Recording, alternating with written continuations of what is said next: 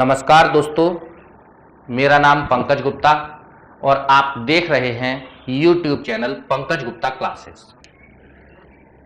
दोस्तों, आज की जो हमारी क्लास का टॉपिक है वह मौर्योत्तर काल में आर्थिक, सामाजिक एवं राजनीतिक जीवन। दोस्तों, इससे पहले वाली जो हमारी क्लास थी उसमें हम लोगों ने कुषाण वंश और शुंग वंश को पूरा पढ़ लिया था। तो आज हम लोग मौर्योत्तर काल में जो समाज की आर्थिक स्थिति थी, सामाजिक जीवन किस प्रकार का था, राजनीतिक व्यवस्था किस प्रकार की स्थापित हुई थी, इसके ऊपर आज हम लोग विस्तृत रूप से चर्चा करें। तो दोस्तों, सबसे पहले हम लोग शुरू करते हैं मौर्योत्तर काल में आर्थिक जीवन, यानी आर्थिक स्थिति कैसी थी।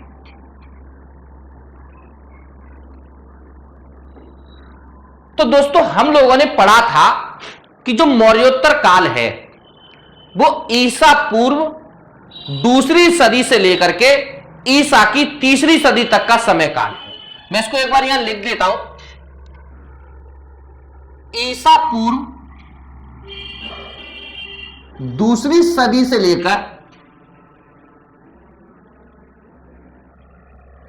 ईसा की तीसरी सदी तक का जो समय काल है, इस समय काल को हम लोग बोलते हैं मौर्योत्तर काल, यानी पोस्ट मौर्यन पीरियड। तो दोस्तों, इस काल में मैंने आपको पिछली क्लास में यह पढ़ाया था कि भारी मात्रा में भारत में सोने के सिक्के राजाओं के द्वारा जारी किए गए, यानी सामान्य लेन देन में सोने के सिक्कों का प्रचलन किया जाता था। तो स्वाभाविक सी बात है, इस आधार पर हम यह कह सकते हैं कि ईसा पूर्व दूसरी सदी से लेकर ईसा की तीसरी सदी तक का जो समय काल था वो भारत का आर्थिक स्थिति से बहुत सुदृढ़ और मजबूत समय काल था। और इसी वजह से समय काल में सोने के सिक्के विभिन्न राजाओं के द्वारा जारी किए गए। मैंने आपको यह पढ़ाया था कि कुषाण काल में सोने के सिक्के बहुत ज्यादा मात्रा में जारी किए गए थे, और इन कुषाणों के जो सोने के सिक्के हमें आज प्राप्त हुए हैं उनमें शुद्धता गुप्त काल के शासकों के द्वारा जारी गए सिक्के से भी ज्यादा अच्छी है। वैसे हम सब लोगों को यह पता है कि भारत में सबसे ज्यादा जो सोने के सिक्के थे वो गुप्त काल में जारी किए गए हैं, लेकिन कुषाणों के द्वारा जो सोने के सिक्के जारी किए गए थे उनमें सोने की जो शुद्धता थी वो गुप्त शासकों से ज्यादा उत्कृष्ट थी। यानी कुल मिलाकर के मैं ये कह सकता हूं कि जो आर्थिक स्थिति थी इस समय काल में भारत की वो बहुत मजबूत थी। और दोस्तों, इस आर्थिक मजबूत स्थिति के पीछे जो सबसे महत्वपूर्ण जिम्मेदार कारण था वो था रेशम मार्ग। रेशम मार्ग की वजह से कुषाण शासकों की आर्थिक स्थिति मजबूत थी और इसी कारण वो सोने के सिक्के इतनी भारी मात्रा में जारी कर सके। तो दोस्तों, यहां पर सबसे पहला प्रश्न यह आता है कि यह रेशम मार्ग क्या था। तो हम लोग डिस्कस कर लेते हैं कि यह रेशम मार्ग क्या था, तब आपको अच्छे से समझ में आएगा कि इनकी आर्थिक स्थिति इतनी मजबूत होने के पीछे कौन से कारण उत्तरदायी थे। दोस्तों, यहां मैंने रेशम मार्ग बनाया है, आप यहां पर देख सकते हैं। ये दक्षिण एशिया है। दोस्तों, आप यहां देखोगे चीन से अफ्रीका, यूनान, रोम और दक्षिण एशिया तक एक पूरे स्थल मार्ग को विकसित किया गया था, और इसी स्थल मार्ग को हम लोग बोलते हैं दोस्तों रेशम मार्ग।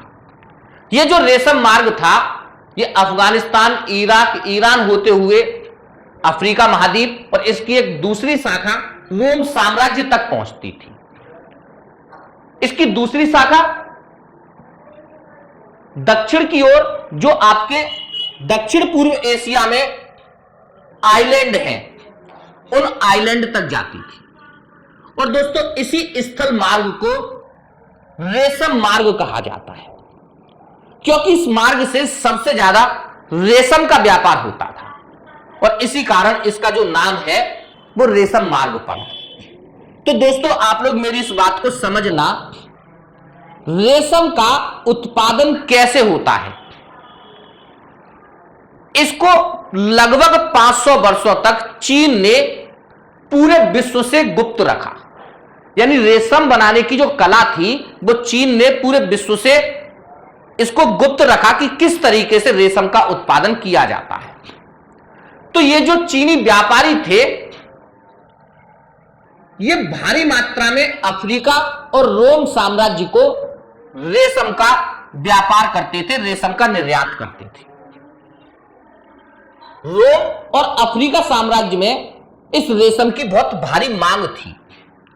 तो चीनी व्यापारी अफगानिस्तान, इराक, ईरान होते हुए रोम साम्राज्य को इस रेशम का निर्यात करता था।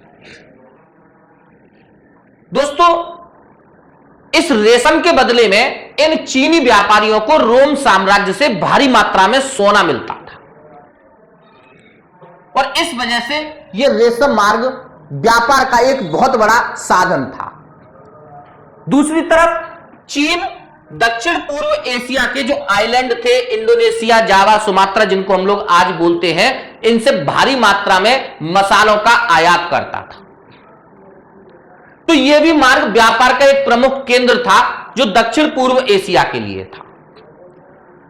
तो दोस्तों आप सब लोगों को मैंने पढ़ाया था, जब कुषाण साम्राज्य मैंने पढ़ाया था, तो कुषाण साम्राज्य उत्तर पूर्व एशिया में मध्य एशिया से लेकर के लगभग संपूर्ण उत्तर भारत तक कुषाणों का साम्राज्य था, यानी इस पूरे क्षेत्र में कुषाणों की सत्ता थी।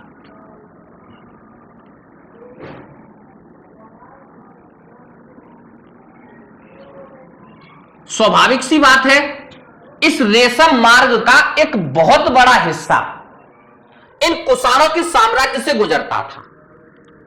तो ये जो कुषाण शासक थे इन चीनी व्यापारियों पर भारी मात्रा में कर लगाया करते थे और कर के बदले में इन कुषाण शासकों को इन चीनी व्यापारियों से भारी मात्रा में सोना प्राप्त होता था और यही कर इन कुषाण साम्राज्य की आय का एक प्रमुख साधन था। और इसी कर के दम पर यह कुषाण शासक मौर्योत्तर काल में भारी मात्रा में सोने के सिक्के जारी करते थे। तो दोस्तों मैं उम्मीद करता हूं कि आपको रेशम मार्ग समझ में आ गया होगा। दोस्तों बाद में मौर्योत्तर काल के पतन के बाद गुप्त काल आया और गुप्त काल के दौरान इस मध्य एशिया के क्षेत्र में हूण शक्ति का जन्म हुआ। यह हूण शक्ति इन चीनी व्यापारियों को लूट लिया करती थी और इसी कारण यह मार्ग धीरे धीरे गुप्त काल के बाद धीरे धीरे बंद हो गया। और यही कारण है कि गुप्त काल के अंतिम समय में व्यापार और वाणिज्य में बहुत कमी आई थी। तो हम लोग दोस्तों बात कर रहे थे मौर्योत्तर काल की। तो मैंने आपको यह बताया मौर्योत्तर काल में इन कुषाण शासकों का इस रेशम मार्ग पर अधिकार था और इस वजह से यह कुषाण शासक इन चीनी व्यापारियों से भारी मात्रा में कर वसूल करते थे और इसी कर के दम पर इस कुषाण साम्राज्य की आर्थिक स्थिति मजबूत थी और ये इतने बड़े साम्राज्य का प्रबंधन कर सके। दोस्तों इसके अलावा मैंने आपको यह बताया कि जो कुषाण साम्राज्य था वो आज के 9 देशों में फैला हुआ था, इतना बड़ा था। यानी भारत के व्यापारियों का यूनान और रोम साम्राज्य के साथ सीधा संबंध स्थापित हुआ इस मौर्योत्तर काल में, जिसकी वजह से भारत के व्यापार और वाणिज्य में भी बहुत तेजी आई और यही कारण था कि मौर्योत्तर काल भारत में आर्थिक रूप से एक मजबूत और संपन्न काल माना जाता है। तो दोस्तों आपको समझ में आ गया होगा कि मौर्योत्तर काल में भारत की आर्थिक स्थिति क्या थी। अब हम लोग दोस्तों बात करते हैं मौर्योत्तर काल में भारत की सामाजिक स्थिति क्या थी। दोस्तों मौर्योत्तर काल में हम लोगों ने पढ़ा कि भारत में मध्य एशिया की कई सारी खानाबदोश जनजातियों ने आक्रमण किया और भारत के बहुत बड़े हिस्से पर इन्होंने अपना अधिकार स्थापित किया। इन जनजातियों में शक और कुषाण बहुत महत्वपूर्ण थे। कुषाण भी मध्य एशिया की एक खानाबदोश जनजाति थी, एक कबीला था यूची जिससे संबंधित थे। ऐसे ही शक भी मध्य एशिया की एक खानाबदोश जाति थी। तो मैं यह कह सकता हूं कि ईसा पूर्व 2री सदी से लेकर के ईसा की 3री सदी तक भारत पर, लगभग उत्तर भारत पर मध्य एशिया की खानाबदोश जनजातियों ने अपना अधिकार स्थापित किया और भारत पर शासन किया। दोस्तों, अगर मैं इन जनजातियों को देखता हूं तो ना तो इनकी अपनी कोई स्पष्ट भाषा थी और ना ही इनका कोई अपना स्पष्ट धर्म था और ना ही इनकी कोई संस्कृति थी। तो जब ये भारत आए तो संस्कृति के इन तीनों उपादानों को इन खानाबदोश जातियों ने भारत से ही अपना लिया। यानी उस समय भारत में जो धर्म प्रचलित था उस धर्म को ही इन्होंने अपना लिया और उसी धर्म के साथ ही रच बस गए। ऐसे ही भारत में जो भाषा प्रचलन में थी उसी भाषा को इन्होंने अपना लिया और ये उस भाषा के साथ ही रच बस गए। यानी मैं ये कह सकता हूं कि संस्कृति के इन उपादानों को इन खानाबदोश जातियों ने भारत में जो था उसी को एज इट इज अपना लिया। और दोस्तों, यही कारण था कि शक और कुषाण ये भारत की संस्कृति का एक अभिन्न अंग बन गए। लेकिन दोस्तों, ऐसा नहीं है कि शक और कुषाणों ने भारत से ही सीखा। बहुत सारी चीजें इन शक और कुषाणों से भारतीयों ने भी सीखी। जैसे मैं आपको बता दूं, अश्वरोही सेना का प्रचलन आपको पता होगा। मौर्योत्तर काल से पहले जो हाथी होते थे वो सेना में निर्णायक भूमिका में होते थे, लेकिन मौर्योत्तर काल में आकर के जो अश्वरोही सेना थी वो अब निर्णायक भूमिका में आ चुकी थी, क्योंकि इन कुषाणों ने भारतीयों को घोड़े का कुशलतम प्रयोग करना सिखाया। दोस्तों, घोड़े पर जो लगाम होती है और जो जीन होती है इसका प्रयोग करना भारतीयों ने कुषाणों से ही सीखा। इसके साथ साथ आप देखते हो घोड़े पर जो अंगूठा रकाब होता है जिस पर पैर रख करके हम लोग घोड़े के ऊपर बैठते हैं, उसका प्रयोग करना भी कुषाणों ने ही भारतीयों को सिखाया। इससे पहले घोड़े पर ना तो लगाम होती थी, ना जीन होता था और ना ही अंगूठा रकाब होता था। स्वाभाविक सी बात थी, इससे हम घोड़े को ना तो तेज दौड़ा सकते थे ना ही उसको दिशा दे सकते थे। और इसी वजह से मौर्य काल में घोड़ा सेना के अंदर निर्णायक भूमिका में नहीं था। बेशक घोड़ा आर्यों के साथ भारत आया, लेकिन सेना में घोड़े की भूमिका बहुत ज्यादा निर्णायक नहीं थी। लेकिन जब इन कुषाणों ने हमें घोड़े का कुशलतम प्रयोग करना सिखाया तो इसका परिणाम यह हुआ कि जो घोड़ा था वो अब सेना में निर्णायक भूमिका में आ गया और अब सेना में अश्वरोही सेना भी होने लगी थी। दोस्तों, इसके अलावा आप लोग देखते होंगे पंजाब में, क्योंकि कुषाणों का ज्यादातर जो क्षेत्र था वो पंजाब में ही था, तो पंजाब में आप लोग पठानी सूट देखते होंगे। पंजाबी लोग बहुत ज्यादा इसको पहनते हैं। वास्तव में ये जो पहनावा है ये कुषाणों की ही भारत में देन है। ये कुषाण शासक क्या करते थे, सर पर बहुत बड़ी पगड़ी पहनते थे और एक लंबा सा कोट पहना करते थे। आप लोग देखेंगे पंजाब में पगड़ी पहनने का चलन आज भी है, जो कुषाणों की भारत में देन है। इसके अलावा जो आज पंजाब में पठानी सूट पहना जाता है वो वास्तव में लंबे कोट का ही सुधरा हुआ रूप है। तो दोस्तों, आप लोग देखोगे कि सामाजिक जीवन में भी इन कुषाणों ने बहुत कुछ चीजें भारत से सीखी, भारत से धर्म और भारत से संस्कृति को इन्होंने अपनाया, जबकि बहुत सारी चीजें इन्होंने भारतीयों को सिखाई भी। आपको पता होगा जो कनिष्क था वो बौद्ध धर्म का अनुयायी था और महायान शाखा का समर्थक था। तो कनिष्क ने ये बौद्ध धर्म कहां से अपनाया? भारत में, क्योंकि उस समय बौद्ध धर्म का ही प्रचलन था। तो उन्होंने, कनिष्क ने बौद्ध धर्म को ही भारत में क्या कर लिया? अपना लिया, क्योंकि इनका अपना कोई धर्म नहीं था, ना ही कोई अपनी संस्कृति थी। ऐसे ही मिनांडर का भी अपना कोई धर्म नहीं था, कोई संस्कृति नहीं थी, तो उसने भी क्या किया, भारत में उस समय बौद्ध धर्म का प्रचलन था तो उसने बौद्ध धर्म को अपना लिया। कई शासकों ने, क्योंकि उस समय वैदिक संस्कृति का भी प्रचलन था, तो कई शासकों ने वैदिक संस्कृति को भी अपनाया और हिंदू राजाओं की तरह नाम रखे। जैसे वासुदेव इस कुषाण शाखा का 9वां शासक था और उसने, आपको याद होगा, अपना एक राजदूत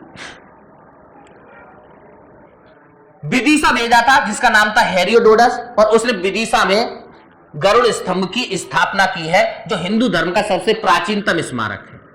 तो हम यह कह सकते हैं कि धर्म और संस्कृति के उपादानों को इन खानाबदोश जातियों ने भारत से अपनाया और भारत को भी कई महत्वपूर्ण चीजें इन लोगों ने भारतीयों को भी सिखाई।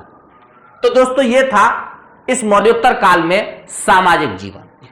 और अब हम लोग बात कर लेते हैं कुषाण साम्राज्य में राजनीतिक जीवन की, कि राजनीतिक जीवन कुषाण साम्राज्य में किस तरीके का था। दोस्तों मौर्योत्तर काल में राजनीतिक व्यवस्था किस तरीके की स्थापित की गई, इसको भी हम लोग एक बार अच्छे से समझ लेते हैं। तो मैंने दोस्तों आपको यह बताया था, जो कुषाण थे वो भारत में 2 शाखाओं में बंट करके आए थे। पहली शाखा थी कैंडफिसस शाखा और दूसरी शाखा थी कनिष्क शाखा। तो मैंने आपको यह बताया था कि जो कैंडफिसस शाखा का सबसे पहला शासक था जिसका नाम था कुजलू कैंडफिसस।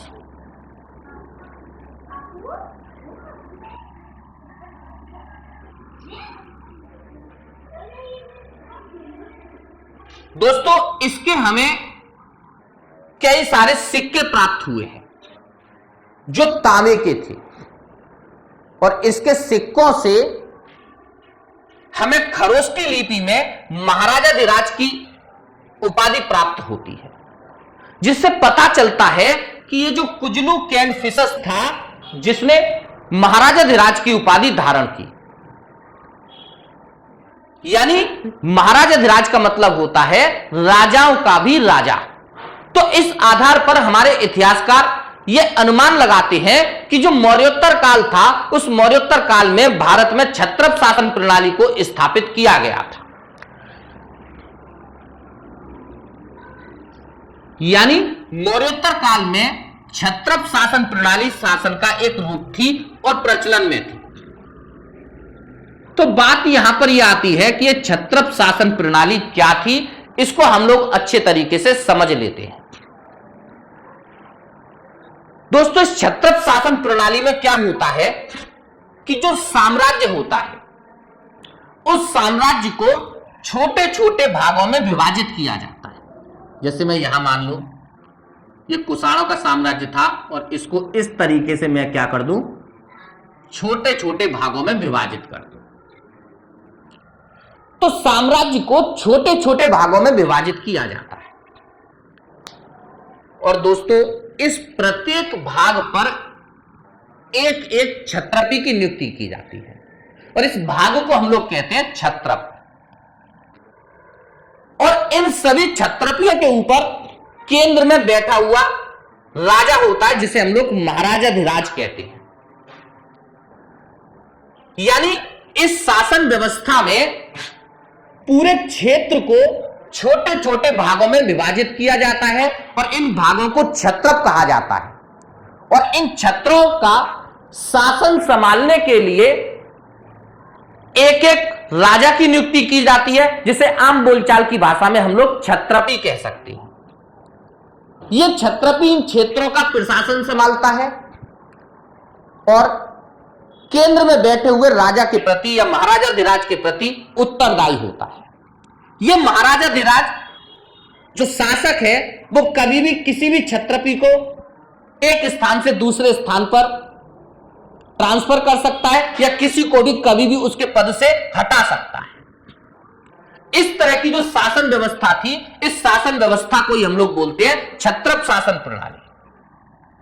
दोस्तों इस क्षत्रप शासन प्रणाली के अंदर अगर आप लोग देखोगे तो एक तो केंद्र है जहां पर जो शासक है वो शासन करता है और उसके अधीन कई सारे क्षत्रप आते हैं।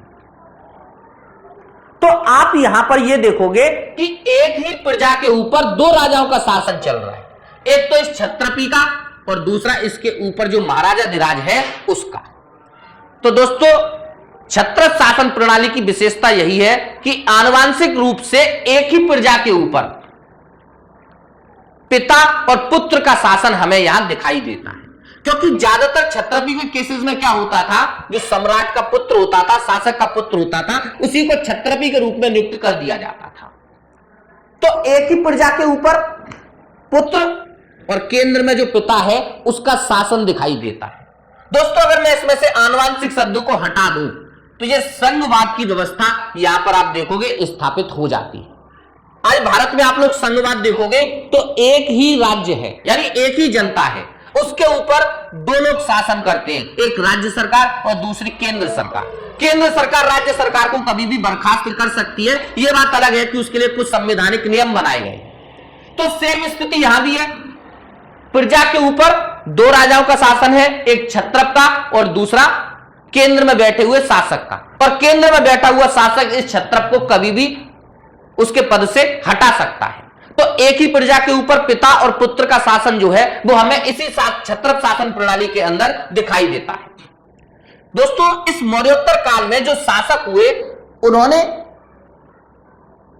शासन में इस बात को बढ़ावा दिया कि जो शासक होता है या सम्राट होता है वो ईश्वर का प्रतिनिधि या देवता का अवतार होता है, जो देवता की ओर से